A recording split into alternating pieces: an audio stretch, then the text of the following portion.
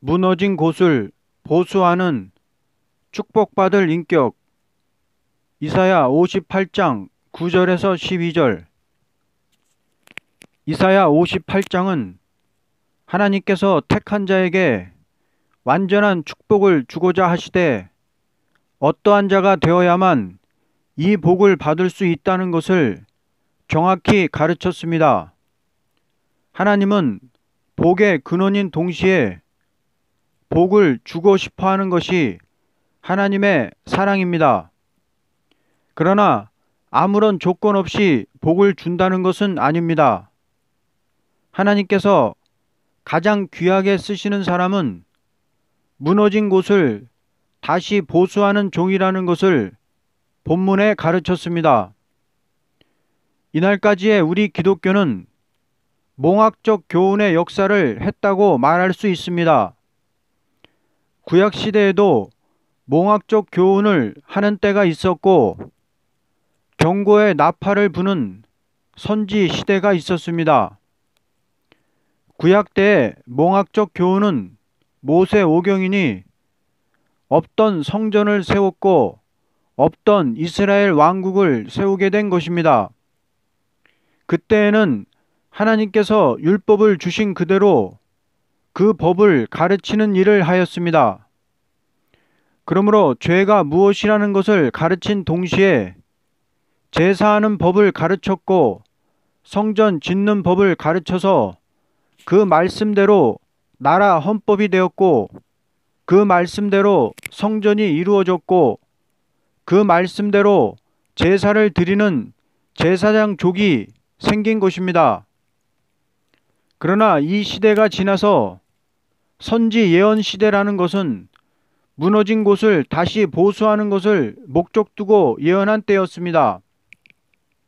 부패한 정부와 부패한 선지와 부패한 성전의 모든 것은 다 황폐화되고 말 것을 가르쳤으며 거기에서 새로운 순의 종이 나와 예루살렘이 다시 복구될 것을 가르친 것이 선지 예언입니다.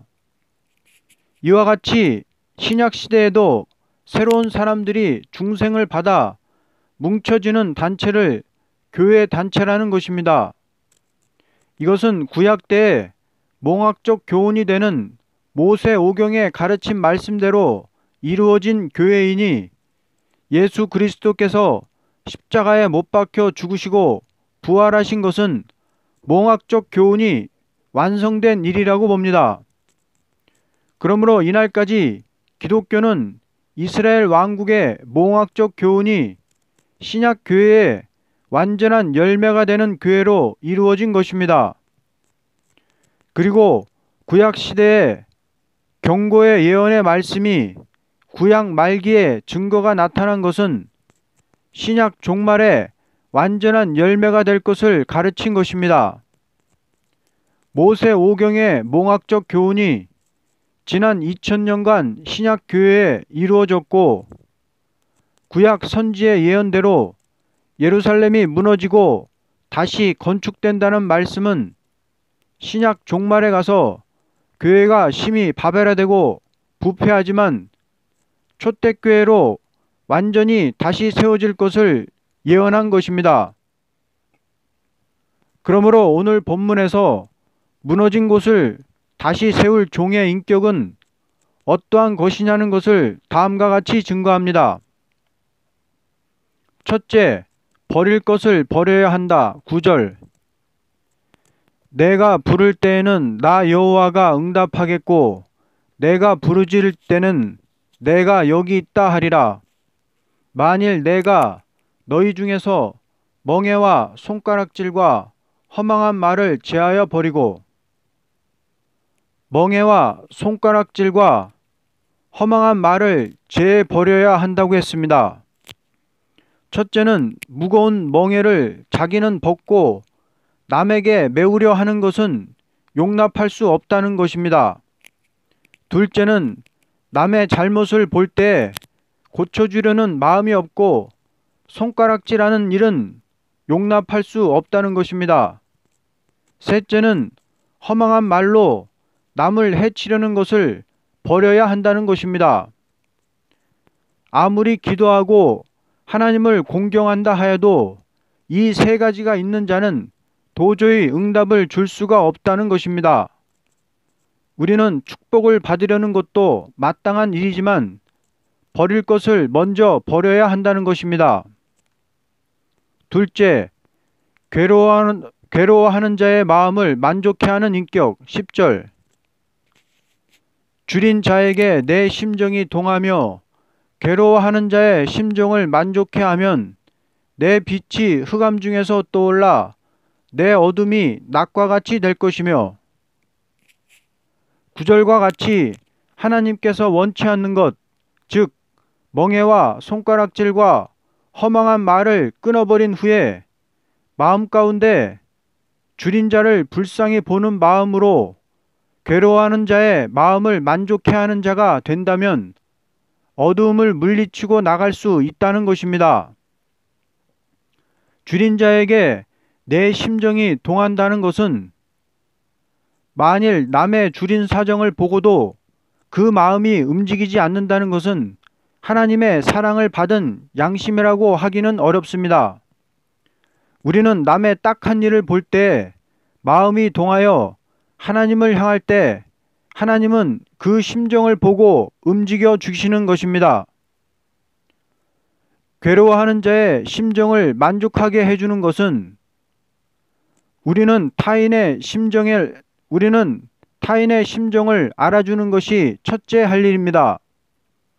아무리 남에게 육적으로 도움을 준다 하여도 그 마음을 만족해 하는 일이 아니라면 하나님은 기뻐하시지를 않는 것입니다. 다시 말하면 주의 종이 양떼의 마음을 만족해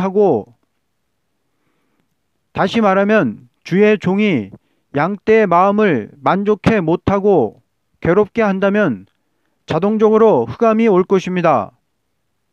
오늘날 참된 종이라는 것은 마음이 괴로워하는 자를 만족해 줄 수 있는 인격을 가진 사람입니다. 마음이 괴로워하는 자에게 몽학적 교훈은 필요치가 않고 완전 변론의 역사가 있어야만 될 것입니다. 은혜 시대의 역사는 젖을 주는 것이라면 괴로워하는 마음에 만족을 주는 교훈은 감추었던 만나가 될 것입니다. 이 시국에는 사상과 양심이 바른 성도들에게 괴로움이 되는 일만 있다고 해도 과언이 아닙니다. 북방을 바라보아도 마음이 괴롭고, 남방을 바라보아도 마음이 괴롭고, 동서방을 바라보아도 마음이 괴로운 형편에 있는 것이 이때입니다. 몰라서 죄를 짓는 것보다도 하나님의 말씀을 받은 사람들이 하나님과 대적이 되는 사상으로, 정치로, 교회로, 가정으로 변해진다는 것은 극상포도를 심은 농부가 들포도가 된 것을 보고 괴로워하는 것과 같은 것이므로 사상 양심이 바른 참된 하나님의 종이 괴롭게 생각할 수밖에 없습니다. 그러므로 이러한 종들에게는 천국 복음을 말해서 마음에 만족을 주는 것이 아니요 심판과 새 시대에 대한 진리를 완전 변론으로 증거해서 괴로워하던 종의 마음에 의문을 풀어줄 때 자동적으로 만족을 가지게 됩니다. 피곤한 그 마음이 각성을 받고 분명히 이때는 우리가 살아서 주님을 맞이할 때라는 것을 알게 될 때 괴롭던 모든 문제는 사람의 힘으로 해결될 것이 아니고 주님께서 다시 오심으로 해결될 것을 확신하게 되므로 마음의 만족을 갖게 되는 것입니다. 초림의 주가 오실 때에는 수고하고 무거운 짐을 진 사람들이 그 죄를 사함받음으로 기뻐하게 되었습니다. 그러나 지금은 시국의 여러 가지 문제가 마음의 괴로움이 된 사람에게 완전 변론의 말씀을 증거하게 되면 모든 어려운 난제가 자동적으로 해결됩니다. 이것은 말씀대로 시국이 이렇게 되었으니 말씀대로 어떠한 노선을 가야만 된다는 것을 확실히 알게 될 때 마음이 괴롭던 자들이 만족함을 갖게 되는 것입니다. 다시 말하면 죽었던 영들이 이루어진 십자가 부활을 증거하는 종들을 통하여 중생을 받았다면 죽을 수밖에 없는 환난과 재앙을 만난 사람들이 이루어질 예언의 말씀을 확실히 깨닫게 될 때 마음의 만족을 얻게 되는 것입니다. 셋째, 어디서든지 항상 만족을 누리는 인격. 11절.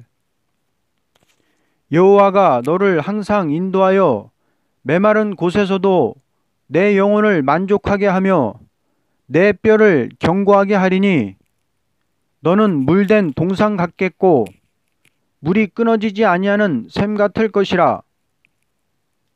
11절은 주의 인도하심이 같이 함으로 메마르지 않고 심령의 만족과 몸의 건강과 넘치는 샘같이 복을 받을 것을 가르쳤습니다. 무너진 곳을 다시 세우는 인격이 되려면 아무리 메마르고 적막한 자리에 간다 하여도 항상 만족한 것을 가지고 있어야만 합니다. 다시 말하면 영적으로나 육적으로나 조금도 피곤이 없는 인격을 가져야만 한다는 것입니다.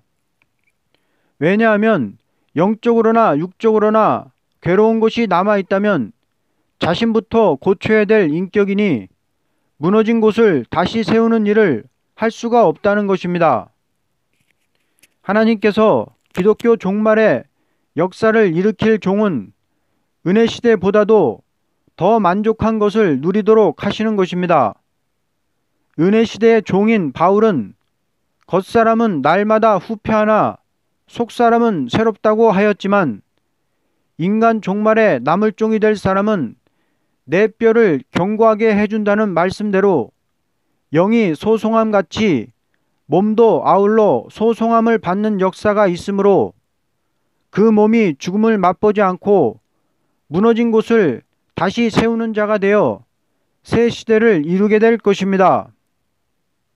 넷째, 많은 열매를 맺는 인격. 12절.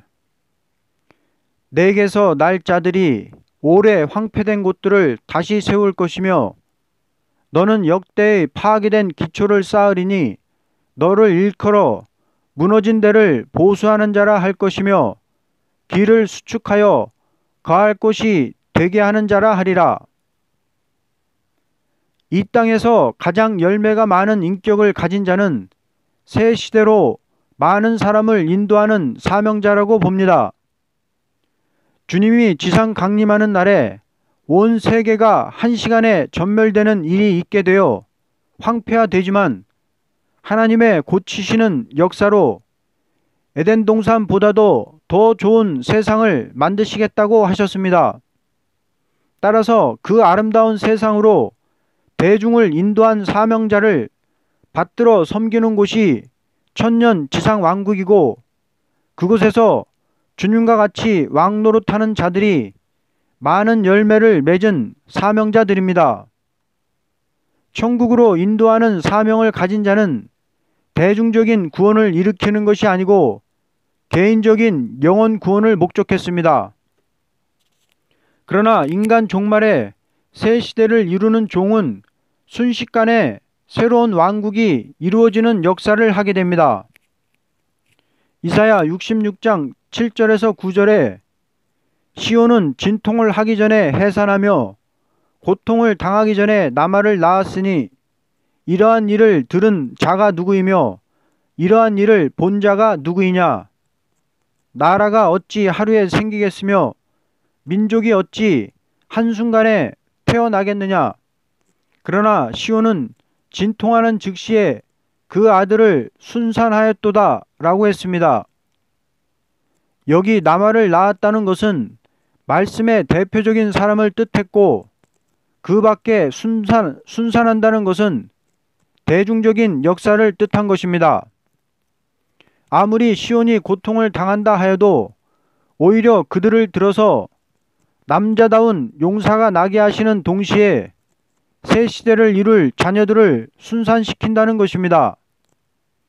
하나님은 시온을 실현시켰지만 이것은 많은 열매를 거두기 위한 목적이라는 것입니다. 천국은 단체적으로 죽어서 가는 것이 아니고 개인이 죽어서 그 영혼이 가는 것입니다.